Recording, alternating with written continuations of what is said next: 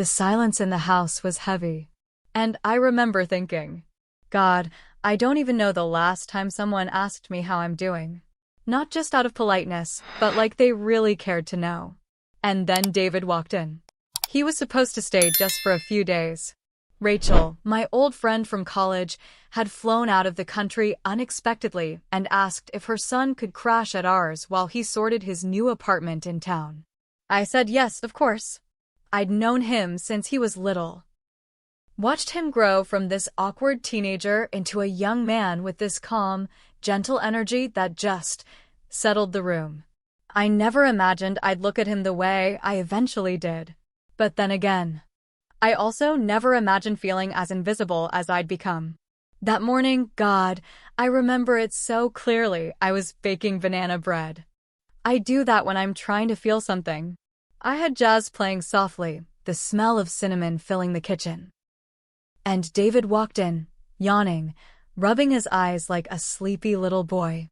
Except he wasn't a boy anymore. He leaned on the counter and said, "Something smells amazing."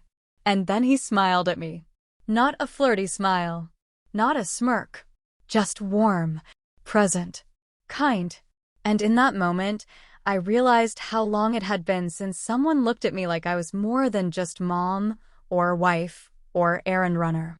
I scooped a bit of the batter with a spoon, held it out, and without thinking, I said, "Want to taste it?" He hesitated, just for a second, then leaned forward and took it. I swear, the way his eyes closed for a second, the soft that left his lips, it was like he was tasting more than just sugar and flour. It was attention. It was intimacy. It was a moment that shouldn't have meant anything, but somehow meant everything. And as I pulled the spoon back and turned away, pretending to check the oven, pretending not to feel the heat crawling up my neck, I knew. I knew. Something had shifted. Not between us, not yet, but inside me, a door had creaked open. One I wasn't even sure existed anymore. And the scariest part? A tiny voice inside whispered, "You liked that? Subscribe to Heartfelt Tales Unfold, where we speak the truths we often bury." The next story might echo something you've never dared to say aloud. I've been married 14 years, and for most of them I've felt alone. Not the kind of alone you feel when someone leaves. The kind of alone that stays even when someone's right beside you. My husband, he's not a bad man. He provides, he shows up for the practical things. But emotionally, it's like he left the room years ago and never came back. We talk logistics, groceries, bills, the kids' schedules, but the kind of conversation that used to stretch long into the night, that vanished. He doesn't notice the way I wear my hair anymore. Doesn't ask how I'm feeling. Doesn't touch me unless it's routine. And even then, it feels mechanical. Like checking off a box. I used to fight it. Used to bring it up. Cry about it. Beg for a connection. But after a while, you stop asking to be seen. You just go quiet. You shrink yourself down until even the mirror forgets you're there. That's the version of me David met. Rachel had called out of the blue. Emergency work trip overseas. Her son, David, had just moved back to town and needed a place to stay temporarily. She trusted me. And I trusted myself. At least, I thought I did. David, he wasn't a boy anymore. Last time I saw him, he was 17. All awkward limbs and nervous laughs. Now he was 21. Calm. Observant. Present in a way most people aren't anymore. He had this gentleness about him. The way he'd look you in the eye when you spoke. The way he listened without rushing you. The way he noticed things like when I'd tuck a loose strand of hair behind my ear or sigh without meaning to. He noticed. The house, usually filled with quiet and routine, shifted when he arrived. Mornings started with small talk over coffee. Evenings stretched longer with him helping in the kitchen, asking about my favorite books, my childhood, my dreams. No one had asked me about my dreams in years. At first, I told myself it was nothing. He was just polite, curious, friendly. But underneath that, something else stirred. Something dangerous. Something I'd buried so deep, I forgot it had a pulse. And maybe what scared me most was how alive I started to feel. My kids adored him. He was respectful, kind, helped out without being asked. And my husband? He barely noticed. Didn't pick up on the way David looked at me a second too long, or how my smile returned a little more each day. I tried to push the feeling away, tried to stay grounded in the reality of what was right, what was appropriate. But every time David walked into a room, I felt something shift. A light flickering back on in a house that had lived in shadows for far too long. It was one of those afternoons where the house felt slow, not heavy, just quiet. The kids were at school. My husband off somewhere, probably still in his office, buried in spreadsheets or silence. The kind of day where time moves in syrupy stretches. I found myself in the kitchen, pulling out ingredients for banana bread. It's something I make when I'm trying to feel grounded. Something about the smell, the softness of the batter, the warmth that fills the air when it bakes. It brings me back to something familiar. Something safe. I had music playing. Something slow, old. One of those songs that wraps around you like a memory. And there I was, whisk in hand, halfway through mashing bananas, when I heard footsteps behind me. David. He leaned on the counter, arms crossed, watching me. His voice broke the silence, soft but curious. Is that banana bread? I nodded without looking up. It's kind of my thing, I said, smiling. Wanna help? He did. He moved beside me, reading off ingredients from the recipe card, like it was some kind of ritual. And I found myself laughing. Not polite laughter, but real, breath-catching, eyes-crinkling laughter. God, I missed that. At one point, I dipped the spoon into the bowl and held it out to him, without thinking. Here. Taste it, I said, teasing. Let me know if it's worthy of the legend. He paused. Just for a second. Looked at me. Really looked. Then leaned in and took the spoon into his mouth. Slowly, deliberately. And for the briefest moment, everything else disappeared. The kitchen. The music, even the sound of my own breath. His eyes closed as he tasted it. A low hum escaped his throat. When he opened his eyes again, he said, I've never tasted anything like this. And I swear to you, it wasn't about the banana bread. There was something in his gaze. Something warm. Appreciation. Admiration. Almost like he saw me. Not just the woman who cooked and cleaned and existed in the background. But me. And suddenly, the kitchen felt smaller. The air a little thicker. Like the walls had leaned in closer, waiting to see what I'd do next. I turned away quickly. Pretended to check the oven temperature. Said something about timers and texture. But my hands were shaking. Because I knew. It wasn't just a spoon. Not anymore. It was a line. A door. A whisper of something I'd forgotten I still craved. And the scariest part? I didn't want to take it back. That night, I couldn't sleep. I lay there, still, quiet, listening to the sound of my husband's breath beside me. Slow, shallow, peaceful in a way that felt almost cruel. Like the world hadn't shifted a few inches off its axis earlier that day. Like I hadn't just felt something I wasn't supposed to feel.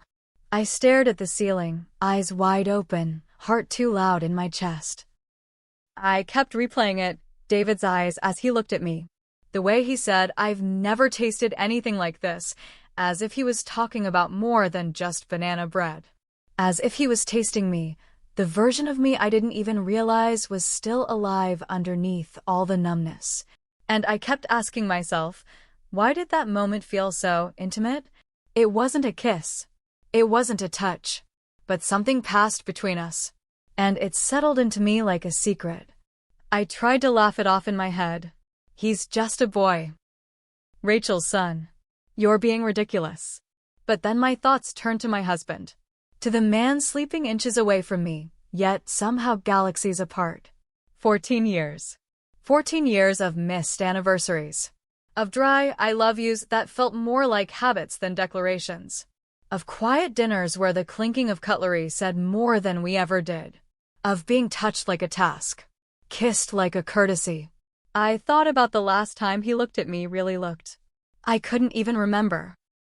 Maybe the Christmas our youngest was born. Maybe never. And then I thought of David. How his compliments had been so soft, so easy, so true. The way he said I had a peaceful energy. The way he asked what kind of music I liked and actually listened. The way his eyes lingered, not in a crude way, but like he was genuinely trying to understand something about me. It felt like hearing a song I used to love but forgot existed. A melody I didn't know I'd been missing.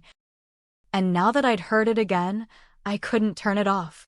I turned my face into the pillow, hoping the dark would swallow my thoughts. But it didn't. It magnified them. They echoed in the quiet. Was it just the loneliness talking? Was it just the ache of not being seen, not being wanted, not being touched for years? Or was it something else? Something deeper? Something dangerously close to desire? I hated myself for thinking it. But at the same time, there was a part of me, a quiet, buried part. That felt warm again. Awake. And that scared me more than anything. Because once you've tasted that feeling, once your soul exhales after holding its breath for so long, you start wondering just how long you've been starving. The days that followed, they changed something in the rhythm of the house. It wasn't obvious. Not loud. But it was there, in the way David lingered longer in the kitchen. The way he started asking more questions. The way he watched me. Like he was paying attention to details no one else had bothered to notice in years. He offered to help with dinner one night, stood beside me, chopping vegetables, sleeves rolled up, talking about music and books and all the little things that make a person feel known. At one point, I dropped a spoon, and when we both reached for it, our fingers touched. Not a spark. Not electricity. But warmth. Steady. Real. His hand didn't pull away right away. And neither did mine. We laughed it off. Pretended it didn't mean anything. But we both felt the weight of that pause. Like the silence between two notes in a song that says more than the melody ever could. He complimented my hair a few days later. Said it looked nice up like that. No one had said that to me in, God, I don't even know how long. And I found myself noticing things. How his eyes crinkled when he smiled. How he smelled like cedar and something faintly sweet. How he moved with this quiet confidence that made the room feel safe. One evening we watched a movie, just the two of us. The kids were asleep. My husband was in the study. The lights were low and the couch suddenly felt too small. We weren't touching, but it felt like we were. There was this moment during a scene, two characters confessing something they shouldn't, and I felt his eyes on me. Not just looking, searching. I didn't meet his gaze. I couldn't, because I knew what was in mine. The next morning, without even thinking about it, I wore something different. Nothing dramatic. Just a softer blouse. A little blush. Lipstick. Perfume I hadn't touched in months. I told myself it was for me. That I deserved to feel beautiful again. But deep down, I knew. It was because of him. Every time we crossed paths, it was like the air changed. Like we were having conversations without words. Little moments kept happening. He'd brush past me and his hand would graze my lower back. He'd ask questions that felt intentional. Did you always want to be a mom? What did you dream about when you were my age? Questions that reached deep. Questions my own husband never thought to ask. And I kept telling myself it was harmless. That I was just enjoying the attention. That I just needed to feel alive again, even if it was through someone else's son. But late one night, I walked into the kitchen for water. David was already there, shirtless, leaning against the counter, drinking tea. The moment stretched. He looked at me. Not like a boy. Not like a guest. Like a man who had something to say. And then he did. Softly, carefully, he said, I wish someone would look at me the way you do. I stood there, frozen, because I knew exactly what he meant. And worse, I knew exactly how he felt. That night, the storm rolled in without warning. The sky cracked open, thunder loud enough to rattle the windows, wind pressing hard against the walls like it was trying to get in. The lights flickered once, then went out completely. I lit a few candles in the kitchen. The soft glow danced on the walls, throwing shadows that felt too alive, too close. The silence between the thunderclaps was thick, heavy. The kids were already asleep upstairs. My husband, as usual, had locked himself away in the study with his laptop and noise-canceling headphones, like he needed a barrier between himself and the rest of the house. I was pouring hot chocolate when I heard him behind me. David. He stepped into the kitchen like the storm had drawn him in. His shirt hung loose, hair a little damp from the rain that had started earlier. I handed him a mug. My hands were shaking. I hoped he didn't notice. But he did. He always did. We sat at the table, 2 candles between us, casting a glow that made everything feel too soft, too intimate. The kind of light that makes secrets easier to speak out loud. He sipped, said it was good. And then, after a pause, he looked down and said, "Sometimes I feel like I'm not really here. Like I'm just going through the motions. Smiling when I'm supposed to, laughing on cue. But inside, I feel like a ghost." I looked at him, and for a second, I didn't see Rachel's son. I saw someone just like me, empty in all the same places. I don't know what made me say it. Maybe it was the storm. Maybe it was the quiet. Maybe it was the way his voice cracked a little on that last word. But I whispered, "I know that feeling." He looked up, said nothing, just waited. And I kept going. I haven't felt wanted in a long time. Not seen. Not touched in a way that makes me feel anything. I'm just here, filling roles, folding laundry, cooking dinners, sleeping beside a man who doesn't even notice when I'm crying. The air between us shifted. The storm faded to the background. It was just his eyes, and mine, and everything I wasn't supposed to say, rising to the surface. My voice broke when I said it. I don't even know the last time someone reached for me. Not out of habit, but out of want. He didn't speak, but his eyes, they softened, and in that softening I felt something dangerous, something tender, something real. He reached across the table, slow, careful, placed his hand over mine. I didn't pull away. I should have, but I didn't.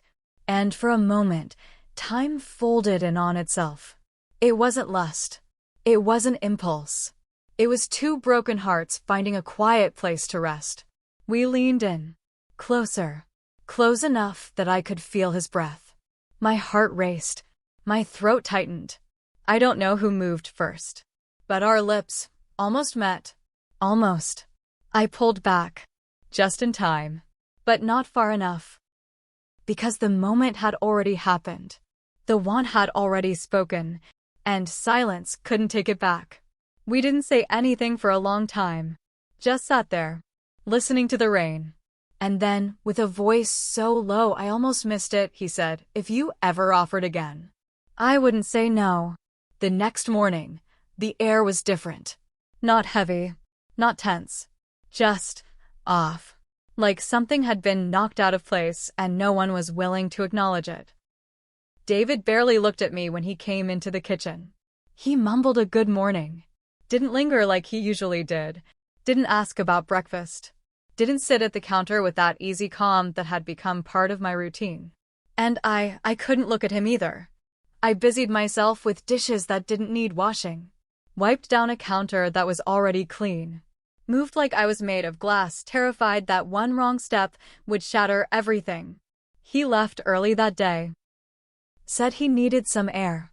Didn't say where he was going. Didn't say when he'd be back. And when the door closed behind him, I exhaled for the first time in hours, and then immediately felt the guilt crawl back in. My husband walked into the kitchen not long after. Kissed the top of my head like nothing had changed. Like the storm last night hadn't happened. Like the version of me he touched was still whole. Still untouched. He didn't notice my red eyes. Didn't ask if I was okay. Just picked up his coffee and scrolled through his phone. And in that moment, I realized something that broke me all over again. He wouldn't notice even if I disappeared. That afternoon, my phone buzzed. A message from David. Thank you for letting me taste what love feels like, even if just for a second. I stared at those words until the screen dimmed. Not lust. Not temptation. He'd called it love. And maybe that's what hurt the most. Because deep down, I think I believed him. I sat on the floor, back against the kitchen cabinet, phone still in my hand, and I cried. Not the kind of cry that comes in sobs. The kind that sneaks out slow, quiet, from a place too deep to name. I cried for the girl I used to be, for the woman I've become, for the years I spent waiting to be seen, for the few seconds where I finally was, and for the reality that nothing had really changed. Not on the outside, not in my marriage, not in the eyes of anyone who might be watching, but inside. Inside, I had crossed something. A line, a threshold, a truth I couldn't unfeel. I didn't cheat, not in the way people think, but in my heart. I crossed a line I can't uncross. I ask myself the same question more often than I'd like to admit. Was I wrong? For wanting something so simple, so human, to be seen, to be heard, to be wanted? Because I didn't go looking for it. I didn't plan it. I didn't wake up that morning hoping to feel that flicker of warmth from someone else's sun. But when it came, when it brushed up against the emptiness inside me like a match to dry wood, I didn't move away. I let it burn. Quietly. Carefully. But still, I let it burn. I haven't spoken to Rachel since. How could I? How do you look a friend in the eye when her son reminded you that you're still alive? That you still have a heartbeat beneath all the numbness? David never came back. Not even to collect the things he left behind. He sent someone else. And I didn't fight it. Because what would I say? That I miss him? That I still sometimes walk past the kitchen and remember the warmth of that stormy night? That I still feel his words in the quiet corners of my heart? If you ever offered again, I haven't told anyone. Not a soul. Not even my reflection, though she already knows. She stares back at me now with eyes I barely recognize.